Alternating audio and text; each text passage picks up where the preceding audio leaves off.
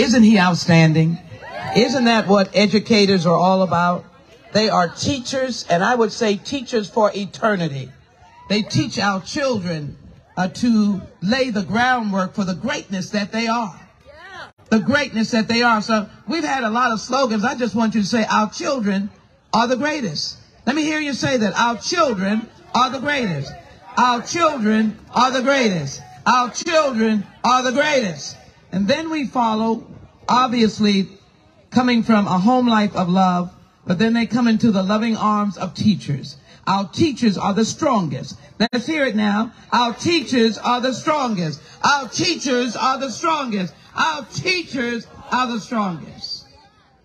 I want Houston to be the education city. What that means is that every child has a place of honor, and everything we do is to enhance that child. And then I want it to be a place where parents feel that they are heard. And if anyone followed the 4 hearings that they had, no parent was heard from TEA. They were not heard. They were not answered in terms of the questions. And the administrator never showed up. I believe in the rights of parents. As you well know, we had to fight against the Parents' Bill of Rights, but I believe in the rights of parents because the Bill of Rights was book banning. I believe in hearing from parents. And the parents that I've heard from are against the hostile takeover of a public school system that has been standing for more than 80 years. So my belief is, as we come to the realization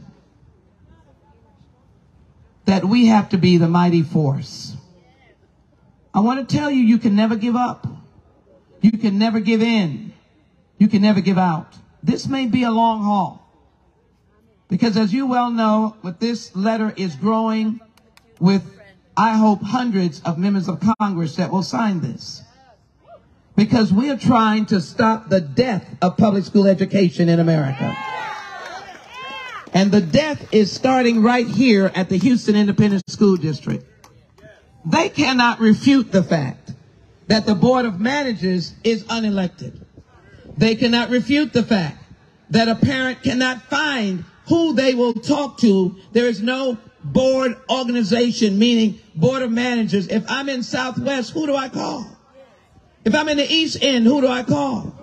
If I'm Central City, who do I call? That seems to be a challenge, that there will be no representation of students, teachers, or parents. That is a failed system of democracy. So I'm here today to say that I am still continuing to fight. Our president is an education president. I thank him for being in Mississippi today. But I believe this warrants federal action in a heavy-handed manner. I believe that the governor of the state of Texas can be sued. I believe that we will have to do this in court. But I believe that we can also manage this. The president intervenes with the Secretary of Education, and as well, if they respond to the Title VI that Johnny Mata has filed along with other civil rights groups. Johnny Mata. And I believe that we are now blessed by the fact, Audrey, you're not up here. We're now blessed by the fact that we have another Title VI being filed in the Department of Justice just a few minutes ago. Shout it out. The people in Houston mean business, and I mean the whole city of Houston. It is the NAACP, LULAC, Wheatley, Dr. Audra L. Nate, right here, a pediatric neurologist. She sees children, and she sees them, and she can heal them, and she knows what children can do. Did anybody counsel Dr. Audra, I would call her? I know that the kiddies call her Audra because they can't do the whole name. Did anybody ask doctors what we should do? Did anybody call some nurses and say, should we take it over? Did anybody sit down with a group of diverse parents from all parts? Did any parent here get a call in a meeting? I'm talking about a meeting beforehand. To sit down and get the involvement of parents. Did anyone hold a meeting with children? We're talking about them and around them. Do you know how they are feeling? Parents come and tell me and say that they are feeling a sensitivity that they have done something wrong.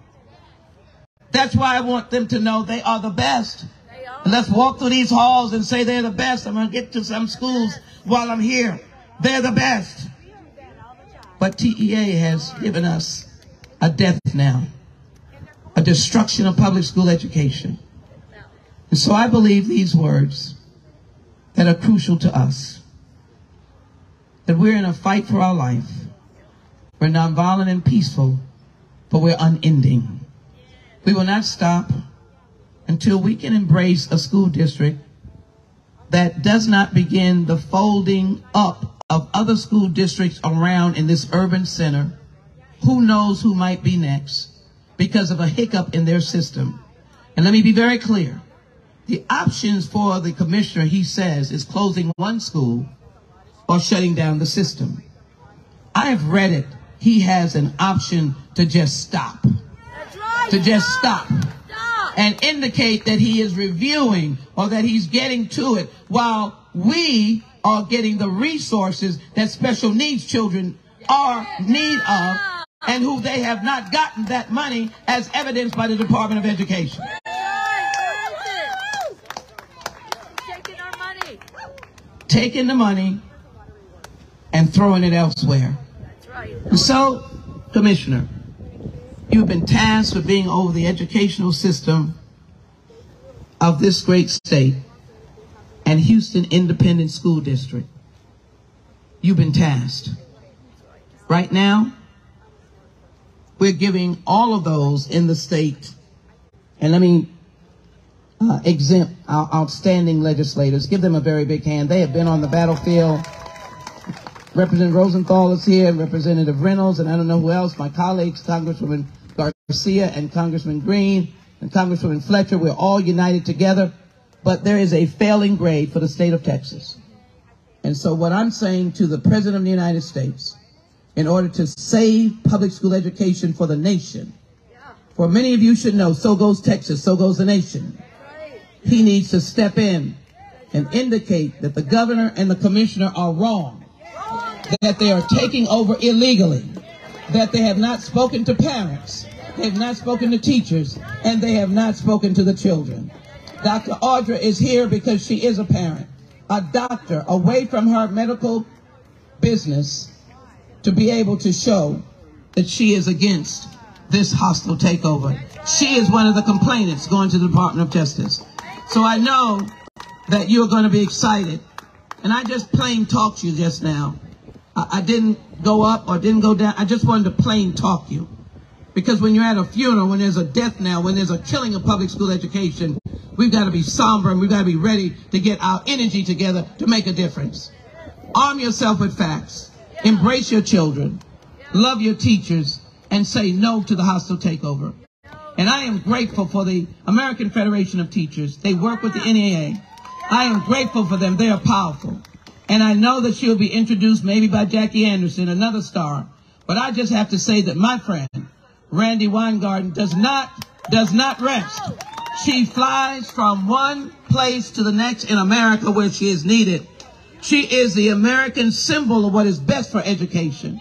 She fights whether it is a giant in front of her or whether it's a small rural community. She is the president of the vast numbers of teachers across America. She is warning us about the death of public school education. She has said it at the press club in Washington, D.C. She's been attacked by conservative press. But I don't know about you. I'm riding with Randy Weingarten because I'm riding with the education being number one, and I'm not riding with vouchers. I'm riding with public school education. Madam President, Madam President. And you got Rita Thomas, all part of the AFT. Thank you.